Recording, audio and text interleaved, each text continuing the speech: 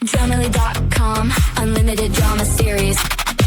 All you do is take, "You've never given this family anything." Miranda's voice cut through our penthouse, like a blade through silk, her perfectly manicured finger jabbing at my chest. The city lights of Boston glittered behind her through our floor-to-ceiling windows, making her look like some avenging angel of corporate America.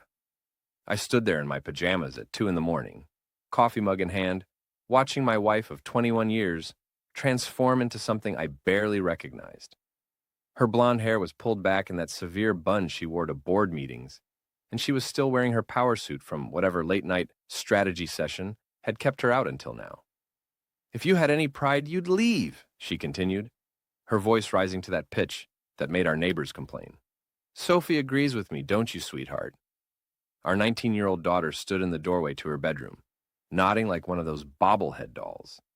Sophie had Miranda's sharp features and my dark eyes, but right now she looked like a puppet being worked by invisible strings. "Dad, you really should consider Mom's feelings," Sophie said, her voice carrying that entitled tone she'd picked up at Harvard. "You've been living off her success for years." I took a sip of my coffee and smiled. The irony was delicious. Here I was, Evan Foster, the man who'd built the initial investment portfolio that funded Miranda's tech empire, being lectured about not contributing. The same man who'd quietly managed our family's finances while she played CEO, who'd made the strategic moves that turned her small software company into a billion-dollar conglomerate. "You're right," I said quietly, setting down my mug. "I should pack." Miranda's eyes widened slightly. She'd expected a fight, an argument, maybe some begging. Instead, I walked calmly to our bedroom and pulled out my leather travel bag, the one I'd bought for our honeymoon in Italy, back when she still laughed at my jokes and called me her financial wizard. "Where will you go?" Sophie asked, suddenly looking uncertain. "Don't worry about me, sweetheart. I'll figure something out." I folded my clothes methodically, taking my time. Let them wonder. Let them think they'd won this easily. Miranda followed me into the bedroom, her heels clicking on the hardwood floor. "Evan, I didn't mean—" "Yes, you did." I zipped up the bag and turned to face her. "You meant every word. And you know what? You're absolutely right. I have been taking from this family." I walked past her, past Sophie, toward the elevator that led directly to our private garage. The penthouse suddenly felt like a mausoleum, all marble and glass and cold, expensive furniture that nobody actually sat on. "I'll be in touch about the details," I called over my shoulder as the elevator doors closed. The last thing I saw was Miranda's face, confused and slightly panicked, as if she'd just realized she might have made a terrible mistake. 2 months later, I was sitting in Murphy's Bar on the South Side, a dive that served honest whiskey to honest working people, the kind of place Miranda would never set foot in, with its scarred wooden bar and sports memorabilia covering every inch of the walls. I'd been living in a modest apartment in Southie, taking my time, planning my next moves like the chess player I'd always been. My phone buzzed. Sophie's number. "Dad?" Her voice was shaking, tears obvious even through the phone. "Something's wrong with my tuition. The bursar's office says the payment was reversed. I might have to drop out." I took a sip of my Jameson. "That's strange, honey. Have you talked to your mother?"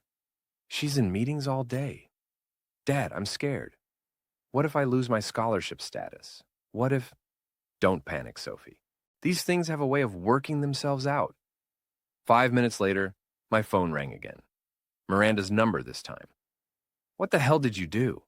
Her voice was pure fury, but underneath it I heard something I hadn't heard in years. Fear. "I'm sorry. What are you referring to?" "Don't play games with me, Evan. Why did you pull out your $50 million in shares? The board is having an emergency meeting.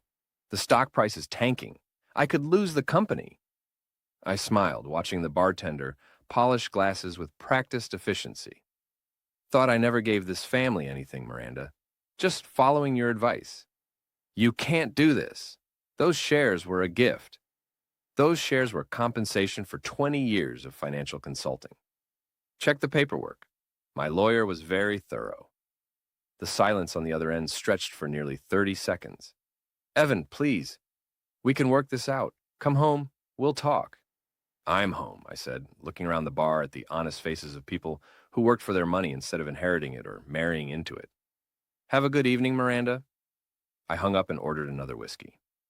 The real fun was just beginning.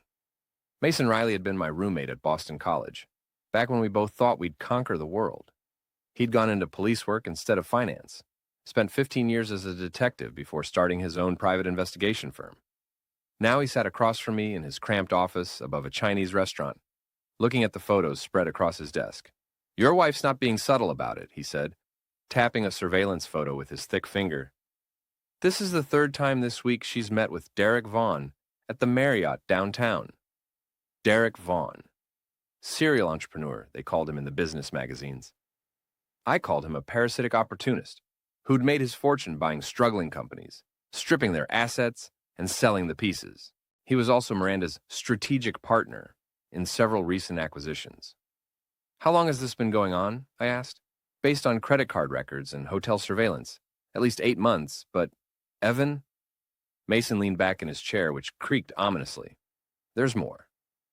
This Chloe woman, your wife's PR director, she's been paying for the hotel rooms. Corporate account." I studied the photos. Miranda entering the hotel at 2 p.m. Derek following 10 minutes later. Both leaving separately around 4 p.m., Miranda looking satisfied, Derek looking smug. Nothing says family values like conducting your affair on company time with company money. "What else did you find?" Mason opened a thick folder. "Derek's been pushing your wife towards some questionable investments. A biotech startup in Cambridge that exists only on paper. A real estate development in Florida that's mostly swampland. A tech company in California that's been investigated by the SEC twice. How much? Conservative estimate? 200 million in the last year alone." I whistled softly. Miranda had always been brilliant at operations and marketing, but finance wasn't her strength. That had been my job back when I was still part of the team. "There's something else," Mason continued. "I followed Derek to his apartment last night. Guess who was there?" He slid another photo across the desk.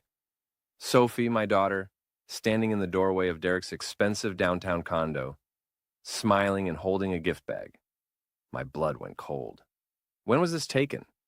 3 days ago. She stayed for 2 hours. I stared at the photo, feeling something dark and violent stirring in my chest. Derek was 43 years old. Sophie was 19. If that bastard was grooming my daughter. "I need you to keep watching him," I said, my voice carefully controlled. "And I need everything you can get on his business dealings. Bank records, partnerships, debts, everything." "What are you planning, Evan?" I smiled, but there was nothing pleasant about it. "I'm planning to give my family exactly what they deserve. I found Derek at Sullivan's Tap, an upscale bar in the financial district where young executives went to make deals and older executives went to prey on young executives. He was sitting at the bar, wearing a suit that probably cost more than most people made in a month, talking loudly on his phone about some acquisition. I waited until he finished his call, then slid onto the stool next to him. "Derek Vaughn," I said pleasantly. "Evan Foster, Miranda's husband." His face went through several interesting color changes. Pale, then red, then pale again. "Oh, Evan, I didn't, Miranda said you were..." "Separated. Yes, temporarily. But still very much Sophie's father." I ordered a scotch, neat, and waited. Derek fidgeted with his phone, clearly calculating his options. "Look, Evan, if this is about business..." "It's not about business." I turned to face him fully. "It's about my 19-year-old daughter visiting your apartment." That was completely innocent. She was just... I'm sure...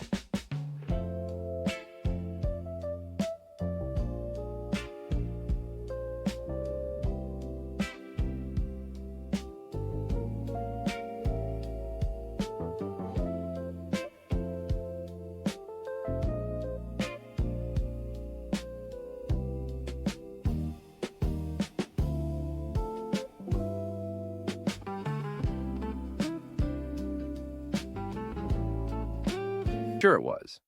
I took a sip of my scotch. "But here's the thing, Derek. Sophie is young, impressionable, and currently very angry with me. That makes her vulnerable to manipulation by older men who might want to use her to get back at me.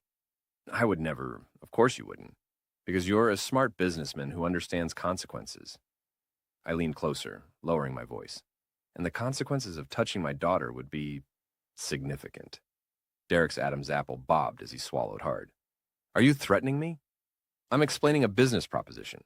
Stay away from Sophie, and we can keep this professional. Cross that line, and I'll make it very personal. He stood up abruptly, throwing a 20 on the bar. You can't intimidate me, Foster. I'm not afraid of you.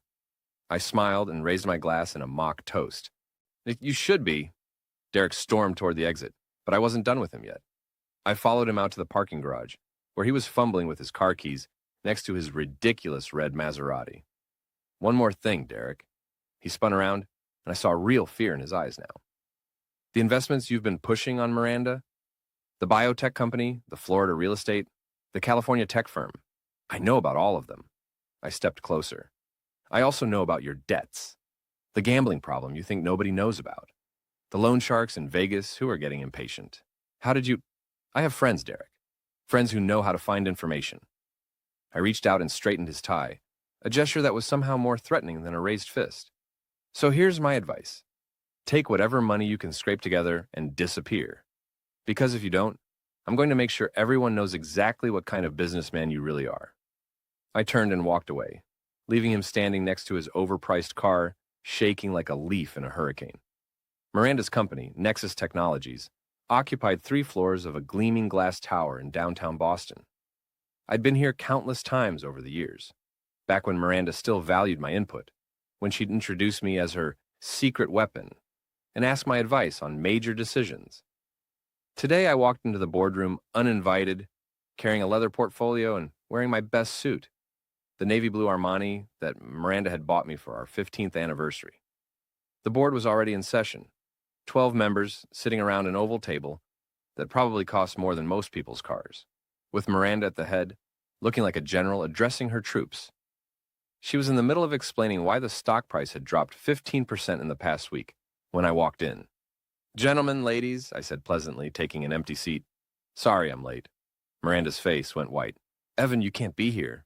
This is a closed board meeting.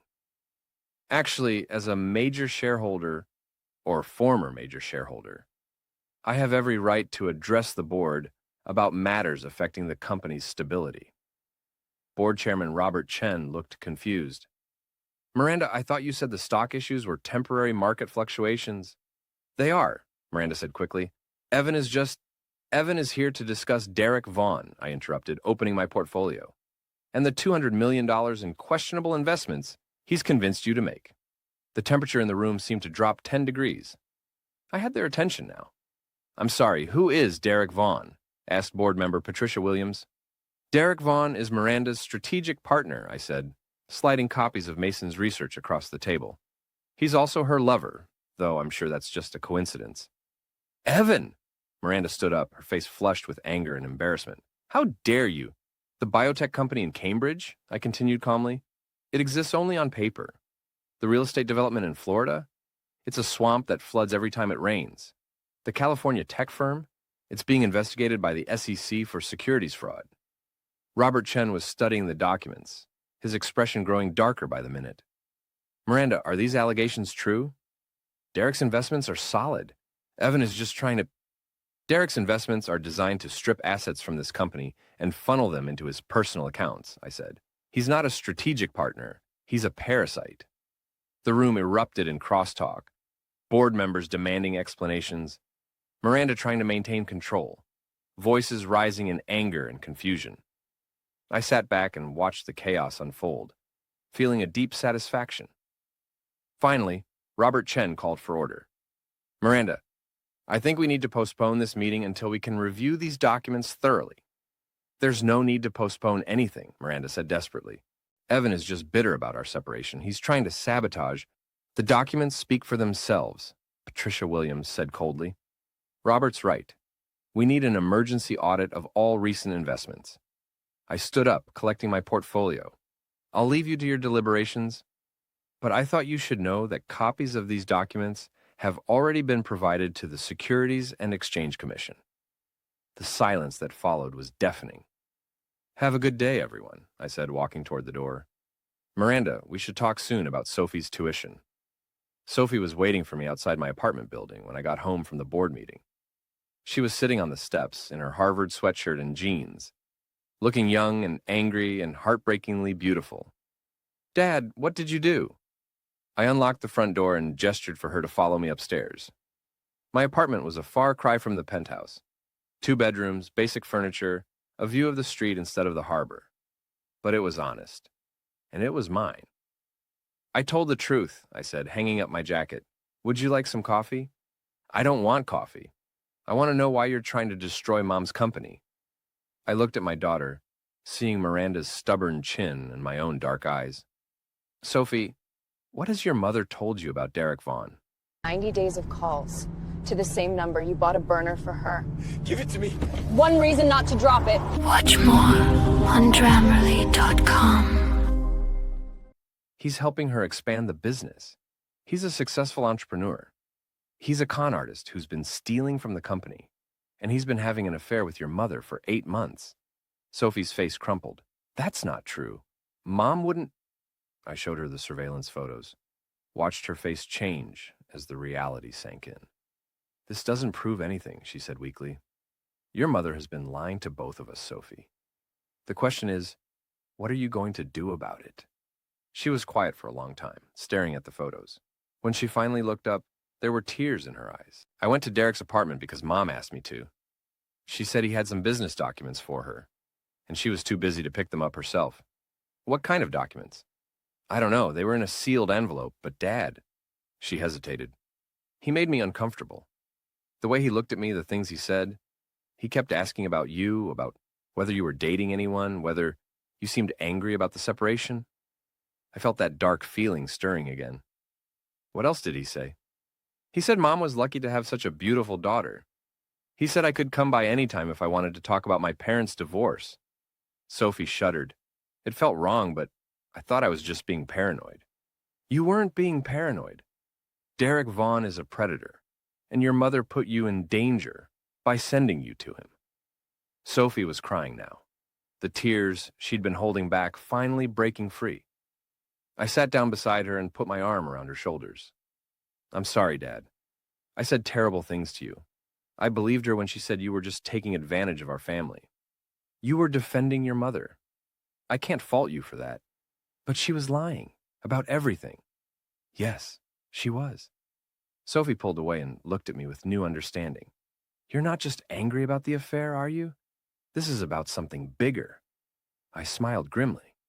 "Your mother forgot something important, Sophie. She forgot that I'm the one who taught her everything she knows about business. And I'm the one who knows where all the bodies are buried." The annual Boston Business Excellence Awards were held at the Fairmont Copley Plaza, a glittering affair where the city's corporate elite gathered to pat themselves on the back and network over overpriced champagne. Miranda had been nominated for CEO of the Year, an award she'd been campaigning for months to win. I arrived fashionably late, wearing my best tuxedo and bringing Sandra, my sister, as my date. Sandra was a federal prosecutor with a sharp tongue and an even sharper mind, and she'd been waiting years for a chance to see Miranda get her comeuppance. "There she is," Sandra murmured as we entered the ballroom. "Still playing the grieving wife, I see." Miranda was holding court near the bar, surrounded by admirers and wearing a stunning black evening gown that probably cost more than most people's rent. She was laughing at something someone had said, playing the role of the successful businesswoman who was bravely soldiering on, despite her personal troubles. Derek was there too, lurking at the edges of her circle, like a remora attached to a shark. He saw me first, his face going pale when our eyes met across the crowded room. "Showtime," I said to Sandra. We made our way through the crowd, stopping to chat with various acquaintances. I made sure to mention that I was so proud of Miranda's success and looking forward to seeing how the company performs in the next quarter. Word travels fast in Boston's tight-knit business community. When we finally reached Miranda's group, the conversation died abruptly. "Evan," she said, her voice carefully controlled, "I didn't expect to see you here." "Wouldn't miss it," I replied pleasantly. "You look beautiful, Miranda. That dress is stunning." She smiled uncertainly, not sure if I was being sincere or sarcastic. "Thank you." "Derek," I nodded to her lover, who was trying to blend into the wallpaper. "How's business?" Fine, he muttered, not meeting my eyes. That's wonderful. I was just telling people how excited I am to see the results of all those innovative investments you've been making together. Miranda's smile faltered. Around us, I could see ears perking up, people leaning in to catch every word. Evan, perhaps we could talk privately. Oh, there's no need for privacy. I'm sure everyone here would love to hear about the biotech breakthrough in Cambridge, or that amazing real estate opportunity in Florida. Derek was sweating now, despite the air conditioning. I should go check on... Don't leave on my account, Derek. In fact, I think there are some people here you should meet. I gestured toward the entrance, where two men in dark suits were scanning the crowd. Mason had called in some favors with his old contacts at the FBI. Excuse me, Derek said quickly, pushing through the crowd toward the exit. Strange, I said loudly enough for everyone to hear. You'd think a successful entrepreneur would want to network at an event like this. Miranda grabbed my arm. What are you doing? I'm celebrating your success, darling. Isn't that what ex-husbands are supposed to do? The FBI agents had spotted Derek and were following him toward the exit. I watched with satisfaction as he broke into a run, pushing past startled guests in his desperation to escape. Ladies and gentlemen, I announced to Miranda's circle, I believe Derek Vaughn has just provided us with a perfect example of guilty behavior. Miranda's face was white as bone. Around us, phones were coming out, people taking pictures and videos of the drama unfolding. You bastard, she whispered. Now, I said pleasantly. Let's keep this civil. After all, we wouldn't want to give people the wrong impression about your judgment in business partners. 3 days after the awards ceremony, Miranda showed up at my apartment. She looked terrible. Her usually perfect hair was disheveled, her makeup was smeared, and she was wearing sweatpants and a wrinkled t-shirt. I'd never seen her look so defeated. Let me in, Evan. I stepped aside and watched her stumble into my living room. She looked around at my modest furniture and laughed bitterly. This is what you wanted, isn't it? To drag me down to your level? My level? I poured myself a cup of coffee and didn't offer her one. You mean the level where people work for their money instead of stealing it? I never stole anything. No, you just let Derek steal it for you. $200 million, Miranda. That's not a mistake. That's criminal negligence. She collapsed onto my couch, putting her head in her hands. The board voted me out this morning, effective immediately. I heard. Patricia Williams is taking over as interim CEO. She's a good choice. Honest, competent, not sleeping with con artists. Miranda looked up at me with hatred in her eyes. You orchestrated all of this. The board meeting, the FBI investigation, the public humiliation. You planned it from the beginning. I planned to protect my investment and my daughter. Everything else was just a bonus. Your investment? You mean the money you made from my company? I laughed, a sound with no humor in it. My company, Miranda?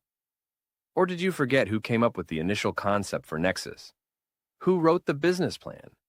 Who secured the first round of funding? Her face went blank with shock. That's right, I continued. I still have all the documentation. The original patents are in my name. The trademark applications, the incorporation papers, the investor agreements. All of it has my signature. That's impossible. I built this company. You ran this company. There's a difference. I built it, funded it, and then stepped back to let you take the credit because I loved you and wanted you to succeed. I walked to my desk and pulled out a thick folder. But I never transferred ownership, Miranda. Legally, I still own 60% of Nexus Technologies. She stared at the documents as if they were written in a foreign language. This can't be legal. There has to be some statute of limitations. There isn't. I've had lawyers checking for years, just in case. The company is mine, Miranda. It always has been. Then why, she whispered. Why let Derek steal from it? Why let the stock price tank? Why destroy something you built? I sat down across from her, leaning forward so she could see the cold fury in my eyes. Because you forgot something important, Miranda. You forgot that I loved you. You forgot that I sacrificed my own career to support yours. You forgot that I trusted you with everything I had built. Evan, you threw me out of my own home, turned my daughter against me, and let your lover steal millions from my company. Did you really think there wouldn't be consequences?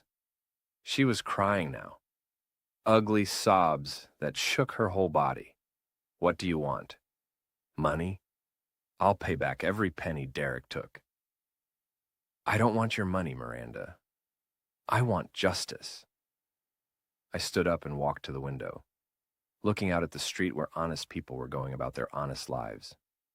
Derek is in federal custody, charged with securities fraud and embezzlement. Chloe has been arrested as an accessory. The company will survive under new management, and the investors will eventually recover their losses. And me? What happens to me? I turned back to her, and for a moment, I almost felt sorry for her. Almost. You get to live with the consequences of your choices.